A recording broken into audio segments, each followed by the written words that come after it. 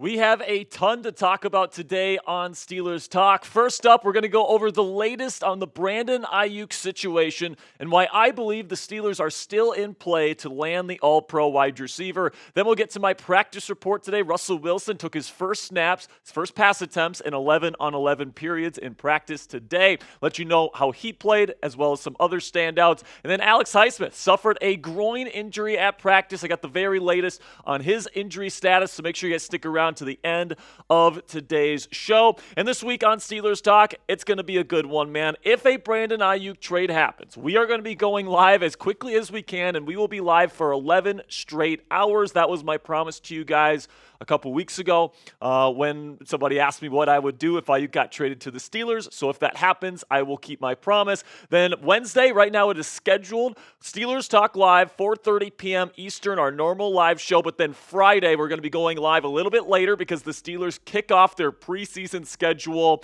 against the Houston Texans this week, Friday. So Friday at 6:30 p.m. Eastern is when we'll go live for our first watch party of the 2024 preseason. You're not going to want to miss it. So make sure you guys click that subscribe button right now to help us beat the Browns report today because we're in a little bit of a sub battle here and we want to beat them today. Okay, so they got 30 new subs on their show yesterday. I want to get double what the Browns got on their show here. I want to get to at least 60 subs because, man, Matthew Peterson, the host of the Browns report, has been rubbing it in my face that supposedly Brandon Aiyuk won't be going to the Steelers. He's very happy about it. So today, I want to show up the Browns report. I want to double their 30 new subs from yesterday's video. Help us do that right now by clicking that subscribe button. New viewers, we are counting on you guys to help us beat the Browns today.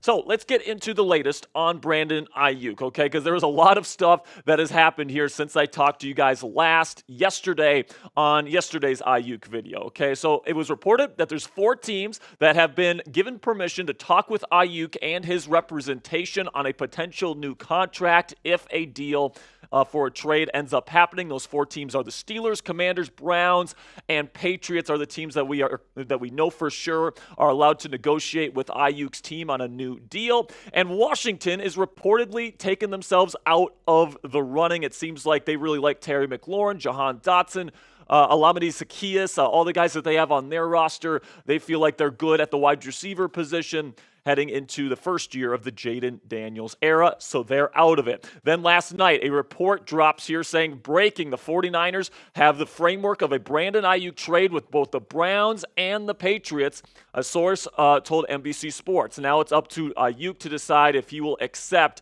either team's contract terms. And then Mike Mayoco, the guy that the reporter that actually came out with the report, says the Steelers are effectively no longer an option. And then earlier today, ESPN's Adam Schefter went on the Pat McAfee show and said this: I don't expect Pittsburgh to be a landing spot at all. So Schefter doesn't believe Aiyuk will be heading to the Steelers. Mayoco from NBC Sports believes that the Steelers are out of the running as well. However, I am a little bit skeptical of these reports, and I have my reasons for this, guys, okay? Because my take on this is I don't deny the reports that San Francisco has deals in place with both the Browns and the Patriots, whether that's Cooper in a second, Kendrick Bourne in a second, whatever they have in place. Obviously, San Francisco is willing to take it, but Aiyuk doesn't want to go to either team for his set of reasons. We know, and we've also heard other reports that just plain simply, Brandon Aiyuk doesn't want to go to the Browns or the Patriots. This is what Mike Mayoco, the same guy that came out with that report from NBC Sports, said earlier today. At this point, I'm not sure Aiyuk wants to play in Cleveland. I'm not sure he wants to play in New England. In fact, in reading the tea leaves, I kind of believe he doesn't want to play at those spots, talking about Cleveland and New England. And then a 49ers insider, Grant Cohn, tweeted this out earlier today: Cleveland and New England aren't options. They're just waiting for Pittsburgh to offer more. And then also this morning, Andrew Filipponi, who had kind of the initial report yesterday that Aiyuk could be dealt to the Steelers, he said, for the record, the Steelers have not been informed by the 49ers that they're out on Brandon Aiyuk. And then Tom Pelissero from NFL Network went on the Rich Eisen show today and said there's still active conversations with more than 2 teams. Okay, so it certainly seems like the Steelers are that third team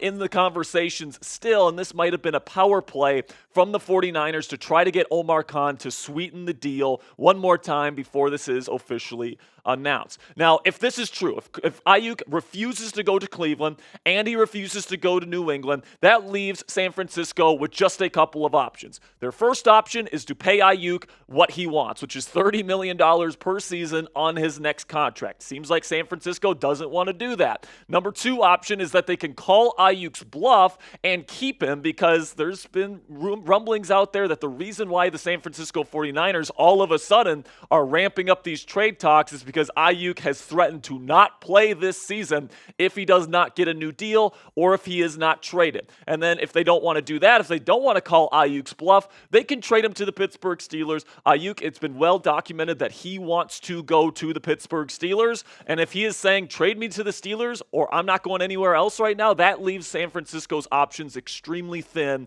at this point. However, Cleveland is a team that is competing right now. They do have a very good roster, and it might just be contract figures that Aiyuk doesn't like right now. So I will say, out of the 2 options between the Cleveland Browns and the New England Patriots, I think the Browns are the more likely team because they're more ready to win now, and they can offer Amari Cooper. They can do a bunch of different things here. So I do think Cleveland is the more likely option if it is between Cleveland and New England. So let me know down there in the comments section and predict it for me. Where does Brandon Aiyuk play in 2024? Type PIT for the Pittsburgh Steelers, type SF for San Francisco, type CLE for the Cleveland Steamers, or type NE for the New England Patriots. This is going to be the pinned comment on today's show.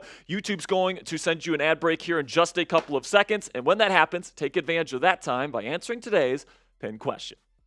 So coming up here on Steelers Talk, Russell Wilson gets his first 11-on-11 reps at Steelers practice this morning. I'll let you guys know how he did, as well as how Justin Fields did this morning as well. But before we get into that, let's have a word from our sponsor here at Game Time, which is the fastest and easiest way to buy tickets for the sports, music, comedy, and theater in your area. With killer last-minute deals, all-in prices, views from your seat, and their lowest price guarantee on every ticket to every event. Game Time takes the guesswork out of buying tickets to whatever event you choose. And guys, whether I'm going to a concert with my girlfriend Cassie or going to a ball game with producer Coop, whatever the case may be, whatever event I'm going to, I know and I can rest assured that Game Time is going to have the lowest price guarantee, and they actually reward me for being somebody that likes to get tickets last minute with flash deals, so you can get even cheaper tickets the longer you wait before the event. I also love the all-in pricing on their app, so you don't get slapped with crazy fees at checkout. I hate when ticketing apps do that. I know you guys do as well. So you can take the guesswork out of buying tickets with Game Time today. Download the Game Time app, create an account, and use code CHATSPORTS. That's one word, all caps, CHATSPORTS. It's right down there in the bottom right of your screen right now for $20 off your first purchase. Terms apply. Again, create an account and redeem code CHATSPORTS. One word, all caps, CHATSPORTS for $20 off. Download Game Time today. Last minute tickets, lowest price guaranteed. So now let's get to today's practice report from Latrobe. It was a little bit of a lighter day, I would say here. Not as many team periods at practice today, but it's definitely interesting because Russell Wilson and Justin Fields split first team reps today. Justin got more work in. He had about double the amount of snaps as Russell Wilson had, but Russ was the first quarterback out there both during 7 shots. He had his first action in 7 shots all training camp long today, and then he was also the first QB out there with the first team during team periods, so it does still seem like Russell Wilson has pole position, and I think time will tell here if this split of first team reps continues between these two quarterbacks. So we can see kind of the split in the distribution of today's reps with the first team from Mike DeFabo here from the Athletics, as Russell Wilson's workload took a noticeable step forward today. He took 4 reps during 7 shots, first time he's competed in this drill, and 7 snaps during the 11-on-11 periods. As a point of comparison, Fields took 2 7-shot snaps and 15 team reps in 11-on-11. And I thought that Russ had some very nice throws today, guys. 3 in particular stand out to me. The first one was a touchdown to George Pickens during 7 shots. Russ only took 1 pass attempt during 7 shots today. The other 3 reps were handoffs, run plays. So he was 1 for 1 today. So good on Russell Wilson. It's nice to see he's got that fade ball to George Pickens working. Then he had a 25-yard touchdown to Van Jefferson for a touchdown today in 7-on-7 period. Then he had a nice 25-yard completion to tight end Darnell Washington. He went up and got it for him. That's some good throws from Russell Wilson for sure. I'd say most of the time he's working quick game. He's not throwing down the field, but when he was throwing down the field today, it was certainly working for QB1. And you know what? I thought Justin Fields added some very nice plays today as well, and he continues to show that great connection that he has with George Pickens, specifically on that intermediate dig route over the middle of the field. He had a number of shots over the middle to George today. He hit Scotty Miller over the middle today as well. I wouldn't say it was Justin Fields' most explosive day ever, but I do think it was very solid. He took the reps that he was given. He was 0 for 3 in 7 shots today. 2 of his passes were batted to the ground by defensive linemen, which has kind of been a recurrence in this camp. And then also he was stopped short of the goal line when he tried to rush one in. So not the best day in 7 shots for number 2, but I thought he had some very nice intermediate shots, and overall it was a pretty decent day for him. Now make sure you guys click that thumbs up icon if you haven't already. If you love the brand new Pittsburgh Steelers quarterback room like I do, make sure you click that thumbs up icon to help make this video the best it can possibly be. Then we get to the Alex Highsmith injury news here, where he was injured at practice today. It is a groin. When Mike Tomlin talked about it in his post-practice press conference today, it kind of sounded like it was not major. So hopefully everything is going to be okay with Alex Highsmith moving forward. I'm guessing he's going to miss some time, just like Patrick Queen has missed some time here after he got banged up a little bit during the Friday Night Lights practice last week. So I think that Alex Highsmith will be away for a little bit here. Really hope it's nothing major, and I really hope he's not going to have to miss any time once the season rolls around. And then also, in other news, on the other side of the line of scrimmage here, Troy Fautano got all the first-team reps at right tackle today. So the rookie really seems to be carving out a potential role as the starting right tackle to start this season. He has really been impressive this last week or so in practices at right tackle, man. What I love about him is that he's low to the ground. He's not very tall, but he's got long arms, so he's always going to win the leverage battle. He plays with really good and balanced feet, super athletic, so he can do a lot of things in the run game as well. Really good in those wide zone runs. I really like Troy Fautano's game. You guys know that based on our draft coverage this year, and I think he's going to start week 1. And then because Fautano was getting all those first-team reps on the right side, Broderick Jones was playing on the left side today, splitting first-team reps with Dan Moore Jr. Broderick's been struggling as of late, and Fautano's really been thriving at right tackle, so I think the team is kind of experimenting with where to put Broderick Jones. Jones has said that he's more comfortable on the left side, so I guess we'll see if he starts playing any better in recent days here or this week when they probably play him more on the left side. So a name to watch in camp is Jack Coletto, the fullback here that this team brought in this year, and he is getting a lot of first-team reps. So the first team is out there for the run periods. He's most of the time the first-team fullback. Now Connor Hayward is also getting time there as well, so Coletto still needs to really prove himself in camp this year, but he's going to have his opportunities to work with the first team to prove his worth to Arthur Smith, Mike Tomlin, and the rest of the Steelers staff here to show that he's worth a roster spot. And we know the Steelers will be carrying a fullback this year, and if they do, it's going to be either Coletto or Connor Hayward that gets that work.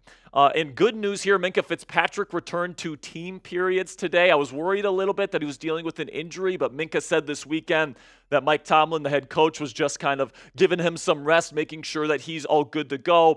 So it's good to see Minkah back in practice, fully healthy today. But Keanu Benton did not practice today. He was in shorts, so I'm hoping he was just having a day off. You know, I don't really know. We don't really have confirmation on if he has an injury or not right now. Hopefully it was just a veteran day off, but overall, I do think that Benton has had a quieter training camp than I was expecting, all right? Based on what we heard from this guy in OTAs, The Steelers were talking about him like he's going to be like the next Cam Hayward here in Pittsburgh. And by the way, he still can be. He's massively talented. I'm still very optimistic and excited about Keanu Benton this year. But it's been guys like DeMarvin Leal getting a lot of the attention in camp this year and not Keanu Benton, which I kind of expected heading into camp this year. So make sure you guys hit me up on Twitter or X, whatever you guys want to call it. I do live practice updates every single day for the Pittsburgh Steelers. So if you want those live practice updates, you want to know how Russ is doing, you want to know how Fields is doing, you can find me at Jack_Sperry. And you can find me on IG and TikTok as well at the same address, at SpareDog.football. Appreciate your guys' support. I will see you guys later. And until next time, here we go, Steelers.